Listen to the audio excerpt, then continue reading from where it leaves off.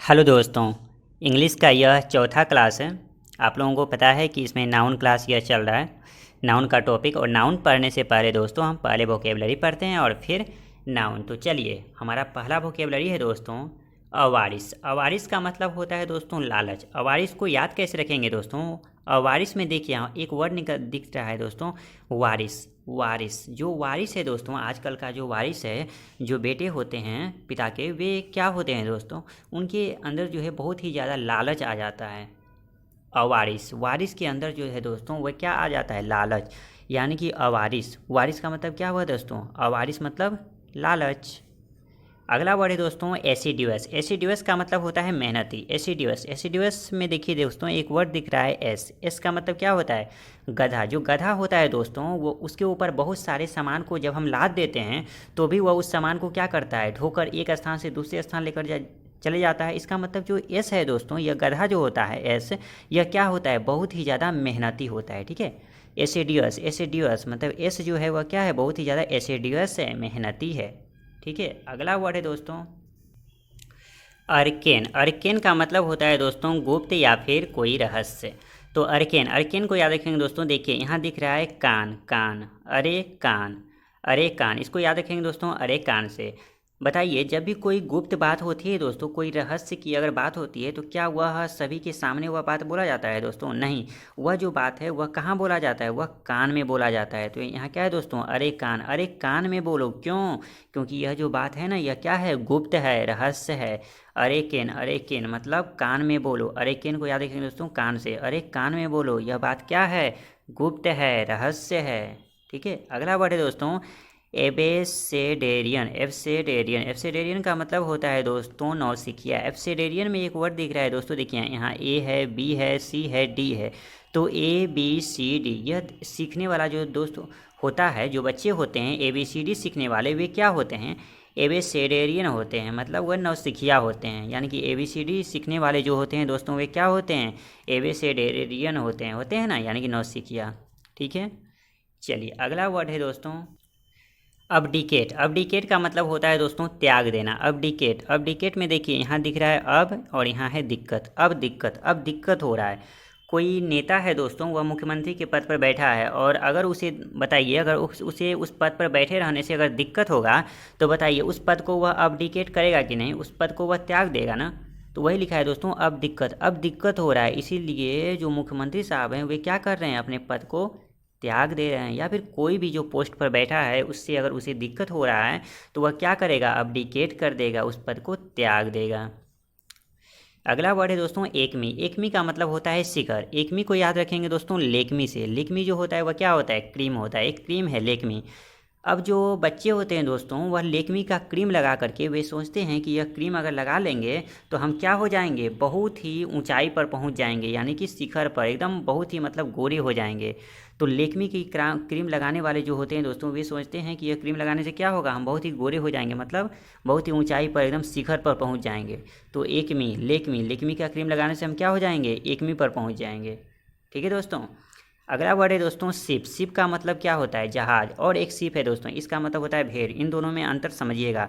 S H I P वाला ship का मतलब जहाज होता है, और S H double E P ship मतलब भेड़ होता है। और यह जो शिप है दोस्तों S H double E P, यह शिप स्वयं जो है दोस्तों, यह सिंगुलर भी है और प्लुरल भी है, इसीलिए इसको वी मान करके याद रखिएगा। ठीक है, इसके बाद जो दो वर्ड है दोस्तों, इसको आप लोग खुद से तैयार कीजिए, और दो वर्ड, और इसे आप लोग कमेंट बॉक्स में आप पिन कीजिए। ठीक है, और इसे हम देखेंगे आप लोग वर्ड को तैयार करते हैं कि नहीं। यह आप लोगों के लिए जो है दोस्तों, यह होमवर्क के रूप में है। ठीक है, दो वर्ड आप लोग खुद से तैयार कीजिए। चलिए अब हम आगे बढ़ते हैं। चलिए दोस्तों, अब हम चलते हैं अपने नाउन के टॉपिक की तरफ। नाउन में हमारा जो चल रहा था दोस्तों, हमने कुछ वर्ड दिया था, उसके बारे में आप लोगों को बताया था। उससे संबंधित जो है दोस्तों हम कुछ क्वेश्चन आंसर करते हैं। ठीक है, कुछ वर्ड दिए थे, जैसे कि कुछ कि जो वर्ड होते हैं वे क्या होते हैं? वह दिखने में होते हैं, दिखने में लगते हैं कि वे प्लुरल हैं, लेकिन होते हैं सिंगुलर, जिनके अंत में एस लगा होता है। जैसे कि देखिए यहाँ एस लगा है, मैथमेटिक्स, लगता है यह प्लुरल है लेकिन यह सिंगुलर है। उसी प्रकार लिंग्विस्टिक्स, यह भी सिंगुलर है। स्टेटिस्ट, यह भी सिंगुलर है। तो इससे संबंधित क्वेश्चन है दोस्तों, चलिए इसको करते हैं। पहला क्वेश्चन है हमारा, mathematics is indeed a difficult subject, no error. बताइए दोस्तों इसमें एरर कहाँ है? पहला में कि दूसरा में कि तीसरा में या फिर चौथा, या कोई एरर नहीं है। तो देखिए दोस्तों, मैथमेटिक्स हमारा क्या है, एक सब्जेक्ट है और यह सिंगुलर है।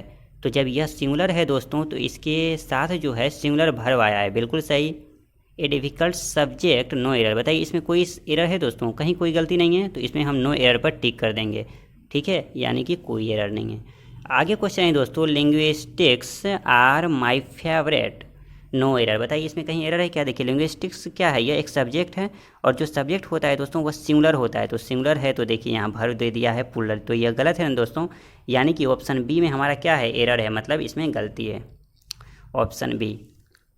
अगला क्वेश्चन है दोस्तों, statistics dash always my worst subject. इसके बाद यहाँ बोल रहा है भर्व लगाने के लिए, भर्व क्या आएगा, एम की, आर की, इज या फिर none of the. None of the तो होगा नहीं क्योंकि भर्व तो वहाँ जरूर आएगा, तो यह तो कट जाएगा पहले। और बताइए दोस्तों, यह या सिंगुलर होगा तो इज आएगा और प्लूरल होगा तो आर। क्या कभी एम आ सकता है, तो एम तो होगा नहीं, या तो आर होगा या तो इज होगा। अब हमको यह देखना है कि यह सिंगुलर है कि प्लूरल। अगर सिंगुलर होगा तो इज आएगा और प्लूरल होगा तो आर। अब देखिए स्टैटिस्टिक्स है और यह एक सब्जेक्ट का नाम है, और सब्जेक्ट जो होता है दोस्तों वह क्या होता है, सिंगुलर होता है। तो इस अनुसार से हमारा आर भी नहीं आएगा, क्या आ जाएगा दोस्तों, यह सिंगुलर वाला इज यहाँ आ जाएगा, ठीक है। चलिए अब हम आगे बढ़ते हैं। देखिए दोस्तों, अगर कहीं इंडिया का नाम आ जाए, इंडिया का नाम, तो वह तो क्या होगा दोस्तों, हम ये देखेंगे। इंडिया का मतलब इंडिया, पाकिस्तान, वह क्या है दोस्तों, एक कंट्री है। तो अगर कभी कंट्री का नाम आ जाए या फिर स्टेट या कैपिटल या डिस्ट्रिक्ट का नाम आ जाए दोस्तों, तो वह जो है सिंगुलर होगा कि प्लूरल होगा, उसके पास आर्टिकल का प्रयोग उसमें करेंगे कि नहीं, उसको समझेंगे, ठीक है। तो देखिए अगर कंट्री, स्टेट, कैपिटल, डिस्ट्रिक्ट का नाम आता है दोस्तों, तो इसमें या तो यह सिंगुलर होगा या प्लूरल होगा, ठीक है। वो कैसे, उसको समझेंगे। अगर केवल नाम आता है दोस्तों, किसी भी देश का अगर नाम आ गया तो वह नाम जो होता है दोस्तों वह सिंगुलर होता है, ठीक है। और उसके साथ कभी भी आर्टिकल का प्रयोग जो है दोस्तों वह नहीं करते हैं, ठीक है। लेकिन वह कभी कभी प्लूरल भी हो जाता है। वह प्लूरल कब होता है, वो देखिए, जब यह किसी गेम के साथ अगर किसी देश की चर्चा हो, या किसी स्पोर्ट्स में कहा जाए, या फिर वार हो, या फिर बोध की बात हो, तो ऐसी स्थिति में दोस्तों वह जो कंट्री है, स्टेट, कैपिटल, डिस्ट्रिक्ट, ये सब जो है दोस्तों यह क्या हो जाता है, यह प्लूरल बन जाता है। और यदि किसी खास चीज़ की बात हो, अगर किसी गेम की बात हो रही है, क्रिकेट से संबंधित कोई स्टेट या कैपिटल या डिस्ट्रिक्ट को इसके साथ जोड़ दिया जाता है दोस्तों, किसी युद्ध के साथ जोड़ दिया जाता है, तो वह खास बन जाता है। और जब खास बन जाता है दोस्तों तो उसके साथ जो है द का प्रयोग किया जाता है, ठीक है। चलिए इससे संबंधित हम क्वेश्चन भी देखते हैं। पहला क्वेश्चन है दोस्तों, the India who have on gold medal in Olympic. जो इंडिया है दोस्तों वह जो है ओलंपिक में गोल्ड मेडल लाया है। अब बताइए दोस्तों, इंडिया की बात हो रही है और इंडिया जो है कहाँ से लाया है गोल्ड मेडल, ओलंपिक से लाया है। तो अब बताइए यह जो ओलंपिक से लाया है यह कोई आम बात है क्या दोस्तों, नहीं, यह खास बात है। कैसे, तो इंडिया लाया है, इंडिया लाया है का मतलब क्या है, जो इंडिया का जो खिलाड़ी गया था दोस्तों, एक टीम जो गई थी वह टीम लाया है ना। तो बताइए वह टीम सिंगुलर होगा कि प्लूरल, प्लूरल होगा ना। तो इसीलिए इंडिया को इस जगह पे जो है दोस्तों प्लूरल माना जाता है। और जब प्लूरल माना जाता है और यह देखिए ओलंपिक से यह गोल्ड मेडल लाया, तो यह खास बात है, इसीलिए यहाँ द का प्रयोग करेंगे और यह बिल्कुल सही है। और यदि इसके साथ द का प्रयोग नहीं करेंगे दोस्तों तो यह गलत हो जाएगा। जैसे देखिए यहाँ लिखा है, India who has on gold medal in Olympic, Olympic से गोल्ड मेडल लाया, तो यह एक खास बात है दोस्तों। तो जब खास बात है तो अब बताइए यहाँ पर इंडिया के पहले तो किसका प्रयोग होगा, द का प्रयोग होगा ना।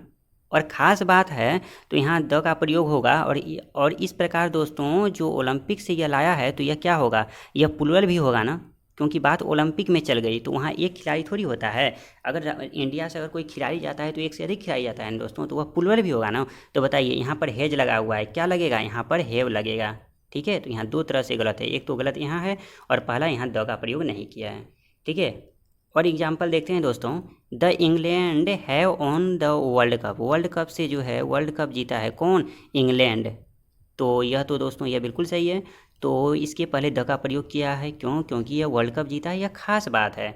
और जब खास बात है तो यह वर्ल्ड कप जीता है तो उसमें बहुत सारे व्यक्ति होंगे दोस्तों, खिलाड़ी, तो यह प्लूरल भी हो गया। आगे है England has on the world cup, world cup जीता है तो यह प्लूरल ना होगा दोस्तों, यहाँ सिंगुलर का प्रयोग किया है और द का भी प्रयोग नहीं किया, इसलिए यह जो है दोस्तों यह क्या है, गलत है। आगे क्वेश्चन दिया हुआ है दोस्तों, Kalidas is the Shakespeare of India. बताइए दोस्तों इसमें एरर क्या है। देखिए ये कालिदास जी हैं, कालिदास जी की जो है दोस्तों तुलना हो रही है किससे, शेक्सपियर से। और यदि कभी भी किसी की तुलना अगर किसी से की जाती है दोस्तों, तो जिससे तुलना की जाती है उसके पहले हमेशा द का प्रयोग किया जाता है। तो उस अनुसार से यह हमारा बिल्कुल सही सेंटेंस है। कालिदास की तुलना शेक्सपियर से हो रही है और शेक्सपियर के पहले द का प्रयोग हुआ है। ठीक है, तो इसमें कोई एरर नहीं है। आगे है दोस्तों, Kalidas is Shakespeare of India. Kalidas जो हैं वे क्या हैं, शेक्सपियर ऑफ इंडिया, मतलब शेक्सपियर के साथ कालिदास जी की जो है दोस्तों तुलना हो रही है। तो शेक्सपियर के पहले द का प्रयोग नहीं हुआ है, इसलिए यह क्या है दोस्तों, गलत है। यहाँ पर द का प्रयोग होना चाहिए था। ठीक है, तो इसमें ऑप्शन बी में हमारा क्या है दोस्तों, एरर है। आगे है दोस्तों, Surdas is a Milton of India. Surdas की तुलना हो रही है दोस्तों मिल्टन से, मतलब कि भारत के मिल्टन हैं कौन, सूरदास जी। तो जब तुलना हो रही है सूरदास जी की मिल्टन से, तो यहाँ द का प्रयोग होना चाहिए था, नहीं हुआ, इस कारण यह भी दोस्तों गलत है हमारा, यानी कि यह इसमें हमारा गलत है, ऑप्शन बी। ठीक है दोस्तों, आगे है, Khan sir is the Kalam of present India. Khan sir की तुलना हो रही है दोस्तों कलाम साहब से, तो कलाम साहब से तुलना हो रही है तो द का प्रयोग हुआ, बिल्कुल सही, हमारा ए बिल्कुल सही है। आगे है दोस्तों, Khan sir is Kalam of present India. Khan sir की तुलना कलाम साहब से हो रही है, लेकिन इसके पहले द का प्रयोग नहीं हुआ, इसलिए यह क्या है मेरा, गलत है। ठीक है, चलिए इसी प्रकार आगे कुछ क्वेश्चन है दोस्तों कि he is the Khan sir you are looking for. देखिए दोस्तों, यहाँ पर जो है ज़बरदस्ती का केस है। अगर कभी भी ज़बरदस्ती का केस आ जाए, तो जिसके साथ ज़बरदस्ती का केस लगाया जाता है, ठीक है, तो उसके पहले जो है द का प्रयोग होता है। जैसे देखिए यहाँ पर क्या बोल रहा है, ही इज़ द खान सर, यह वही खान सर हैं। ही इज़ द खान सर, यह वही खान सर हैं।